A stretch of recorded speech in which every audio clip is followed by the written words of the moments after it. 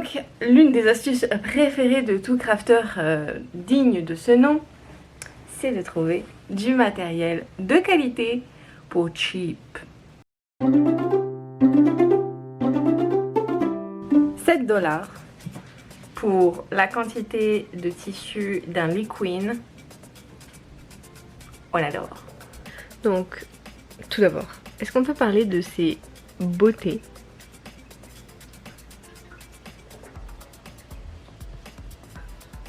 J'ai trouvé une super nail artiste. Je vous laisse son pseudo ici. Vraiment, je recommande à 10 000 %. Je suis amoureuse. Donc, le processus de cette vidéo, c'est de vous expliquer comment j'en suis venue à réaliser cette jupe sans patron. Ce que vous pouvez faire également.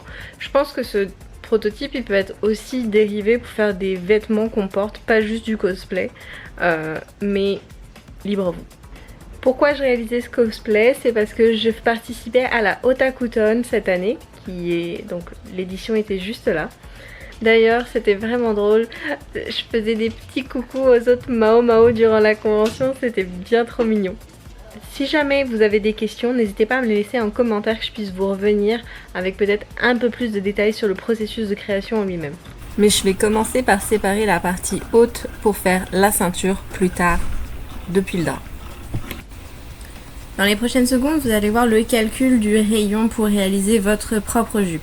Donc vous avez l'explication, je vous ai mis mes mensurations pour comprendre un petit peu comment ça fonctionne.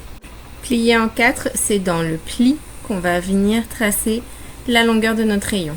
On part sur la pointe, on utilise notre mètre et on remet la valeur que vous avez eue pour votre propre rayon. Pour moi, c'était à peu près 12 cm. Et on va venir faire tout le tour.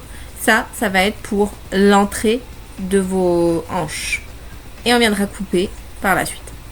Vous devez également définir la longueur de votre robe que là vous viendrez reporter sur le bas du tissu.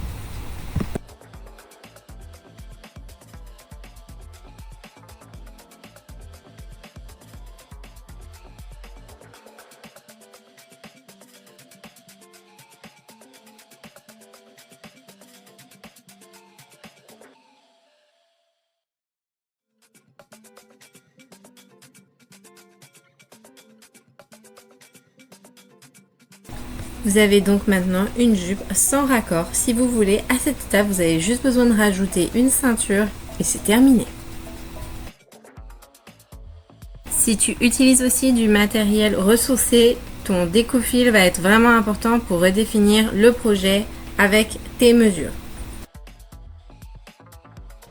Là, présentement, je suis à un embranchement sur ce projet qui ne fait que changer au fur et à mesure que je commence à le construire.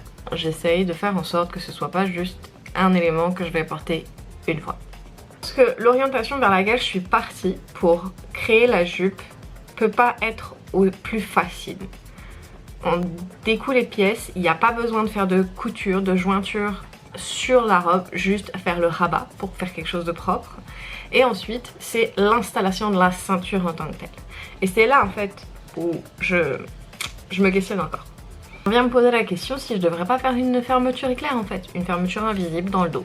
Non, c'est soit la première, je fais la ceinture avec élastique, ou la seconde, je fais, eh bien, fermeture invisible. Je vais me laisser le temps d'y réfléchir encore.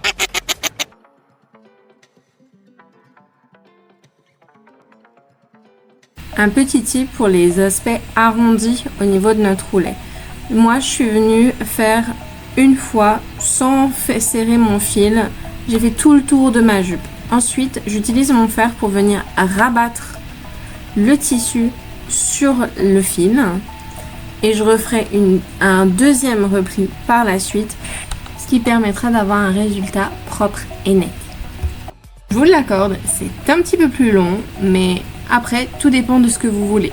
La qualité ou la rapidité.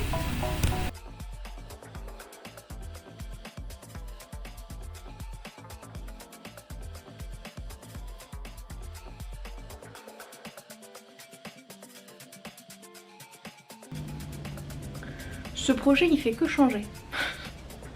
Le cosplay de Mao, c'est censé être des tenues chinoises traditionnelles. Donc, il y a le hanfu et la veste traditionnelle avec les grosses panches. je ne peux pas qualifier ce que je suis en train de faire de unfou parce que sinon ça serait pas respecter la culture du tout. Je suis en train de me poser la question si je me ferais pas en fait un prototype comme pour les jupes coquelicots. Alors il me semble que c'est les jupes coquelicots, celles qu'on vient donc fermer, rabattre devant puis fermer à l'arrière pour pouvoir fermer en fait son tour de taille tout simplement. Ce qui fait que c'est modulable. On perd du poids, on en prend, on peut quand même porter son vêtement. Le seul truc que je me rends compte avec ce projet aussi, c'est que je vais être en convention, je vais le porter, je suis bénévole donc je vais le porter toute la journée. Mais j'ai besoin de ranger mon téléphone quelque part, de mes affaires quelque part. Donc il me faut des poches. Et là je pense qu'on va juste rigoler parce que je sais pas trop comment faire. Mais on va regarder. Vu que je veux rabattre à l'avant puis rabattre à l'arrière pour pouvoir rendre la chose modulable, ce que je pense que je devrais faire, c'est donc venir couper sur peut-être un 15-20 cm. 15, peut-être 15. Je vais voir comment je vais couper, mais de venir couper sur chaque extrémité, rabattre pour faire une belle fermeture, ouvrir ma ceinture et les plaquer. Donc n'oublie pas là, ça fait qu'on aurait un pan ici, un pan là, un pan ici, un pan là. Donc j'aurai ma première ceinture que je viendrai mettre sur la partie avant, pour laquelle on viendrait rajouter du fil ou on viendrait rajouter quelque chose pour pouvoir nouer à l'arrière. Et puis on ferait la même chose à l'arrière. Donc avec la deuxième partie, on mettrait de là à là avec les fils pour pouvoir les nouer. Ceci n'est que hypothétique, je n'ai jamais fait ça à l'heure d'aujourd'hui. Donc wish me luck.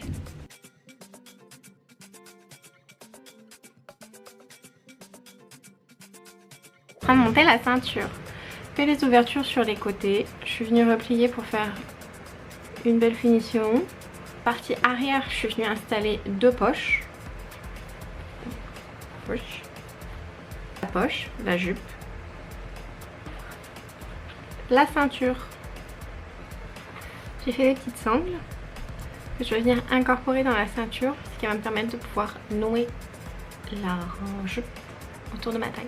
Et ensuite je vais venir juste, donc là ça nous crée la petite sangle, je vais juste venir repasser pour venir sécuriser à l'intérieur le biais.